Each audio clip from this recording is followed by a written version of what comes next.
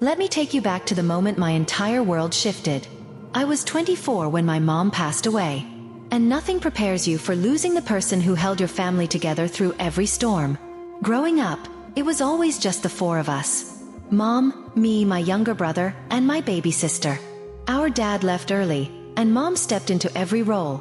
Provider, protector, teacher, and friend. We didn't have much, but we had a home filled with love, inside jokes, chaotic dinners, and so many nights where we stayed up talking about our future. She was the kind of woman who gave even when she had nothing left. And when she got sick, she tried to hide the pain so we wouldn't worry. When she passed, the silence in our house felt heavy. Losing her wasn't just losing a parent. It felt like losing the sun, and trying to figure out how to live in the dark. My siblings were shattered. My brother barely spoke for days. And my little sister kept asking when Mom was coming home. I was grieving too. But I didn't have the luxury of falling apart. Someone had to hold us together. And that's when the unexpected happened. Relatives who rarely visited suddenly showed up. People who hadn't called in years were now acting like they cared deeply about our future. At first, I thought they were here to comfort us. But very quickly, things became strange. They started talking about responsibility. About what's best for the children. About how someone older should take custody of my siblings. I kept telling them we were fine, that I had everything under control. But they insisted. Then they pushed. Then they demanded. It wasn't until I overheard part of their conversation that everything clicked. They weren't concerned about my brother or sister. They were talking about the insurance money, the benefits, and the financial support my siblings would receive. That's when the truth hit me. They didn't want guardianship. They wanted control. I felt sick. These were adults who barely knew my siblings' favorite foods, their hobbies, their bedtime routines, and yet they were trying to take them away? And the worst part? They underestimated me. They thought because I was young, grieving, and emotionally drained, I wouldn't fight back. But they didn't know how far I was willing to go to protect my family. 4 days, I gathered every piece of evidence I could think of. School documents with my name listed as emergency contact. Medical records showing I attended every appointment. Photos, messages, witnesses. Anything and everything proving I was the one raising them alongside Mom. I even found paperwork my mom had started. Unofficial, incomplete, but clearly stating her wish that I become the legal guardian.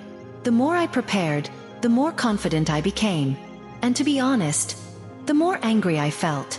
Because while we were grieving our mother, they were treating us like paperwork to be collected. Finally, the day came when they tried to make their move, formally pushing the idea that they should step in. But instead of breaking down or arguing emotionally, I stayed calm. I stayed focused. And I let the truth speak for itself. I told them about every school meeting I attended. Every night I stayed up helping with homework. Every birthday I planned. Every time Mom trusted me to handle things when she was too tired or too sick. I showed them Mom's documents. I shared statements from neighbors and teachers who knew exactly who had been taking care of the kids. And then, I asked one simple question. Where were you all this time? Silence. Absolute silence. Because when the truth is that loud, lies don't stand a chance. They realized they had nothing. No relationship with the kids. No involvement. No emotional connection. No real reason to take custody. Beyond money. Within days, they backed off. Calls stopped.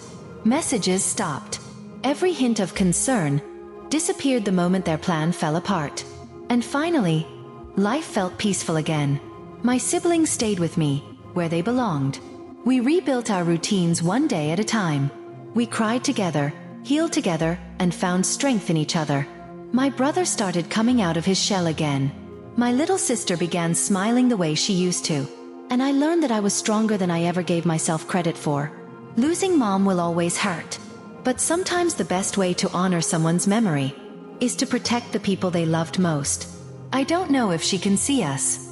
But if she can, I hope she knows we're okay. I hope she knows we're still together. Still fighting for each other. Still holding on to every lesson she ever taught us. Because in the end, we didn't just win a custody fight. We kept our family whole. We protected her legacy. And we proved that real family isn't determined by who shows up at the end. It's determined by who's been there all along.